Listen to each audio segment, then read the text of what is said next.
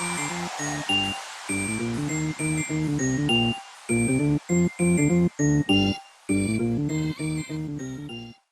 everyone, this is Angela Aponte, and for my video essay this week, I've decided to do case 89-2. So I'm going to review this case with you in my own words and tell you guys what happened, what I think of it, and what different ideologies come about from it. Alright, so here we go.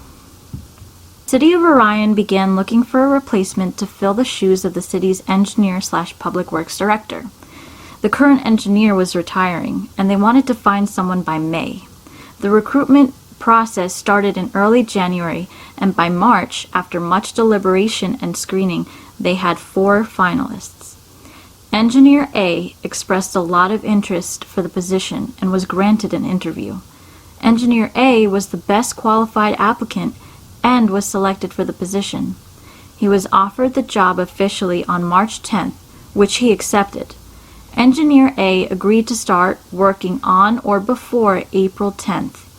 During the period of March 15th to April 10th, Engineer A expressed some doubt as to his ability to start on April 10th due to his obligation to his current employer. Engineer A was advised to return home to finish up this business to satisfy his employment obligations.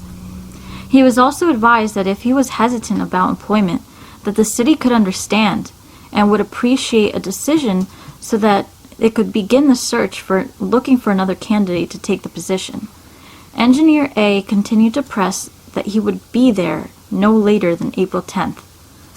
On April 5th, Engineer A said that he could not start until April 24th. He assured the city that this was a strong commitment, and on April 23rd, he told the city that he could not take the position. So it's important to consider what ethical issues are at stake here. Engineer A didn't take the public's welfare into consideration. During the period of March 10th and April 23rd, something could have happened where the engineer needed to act in order to help the community, and he wasn't there. Engineer A also acted in a deceptive manner. By accepting the job offer, he accepted the responsibility to do his tasks and duties as stated in the job description. He promised commitment twice and proposed full commitment of starting, but then he pulled out at the last minute without consideration for the board or the community. Engineer A did not act in a professional manner. According to the Board of Ethical Review, Engineer A's action was found to be not justifiable. Engineer A was given ample time to bow out and under no circumstance was pressured to make a quick decision. He wasn't strung along or unfairly given tasks that was not urgently discussed. He was also familiar with the hiring process and understood the need and the urgency to bring someone in on board to replace the desired position. Engineer A failed to appreciate his responsibility to a city that had offered him a crucial position in a crucial time period. What would I have done if I were Engineer A?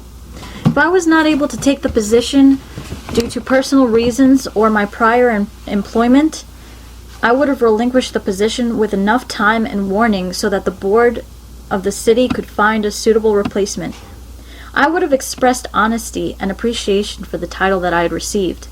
I would have also started and worked the position until they found a replacement. This is important in case of emergency. I would be happy to assist and do my duty. Now I would like to discuss the differences in which a consequentialist, a deontologist, and a virtue ethicist would do in this situation. A consequentialist would view the case of the engineer being unethical because in the end, he didn't justify the means. The engineer did not do what was beneficial for the greater good or public good. A deontologist would view the case of the engineer being unethical because he did not do his duty. He lacked moral judgment and acted deceitfully with his employer. He lacked professionalism and respect. The virtue ethicist would view the case of the engineer being unethical and lacking a strong moral character. He does not have important moral virtues like honesty, integrity, or loyalty. All in all, what Engineer A did was unethical and unjust. I would never do something like that if I were being hired for a position. This is an example that all engineers should remember when seeking employment, or if they're in the same situation, not to follow what Engineer A did. Please comment below and tell me what you think, if you agree, if you disagree. Thank you very much for watching my video. Until next time, guys. Thank you.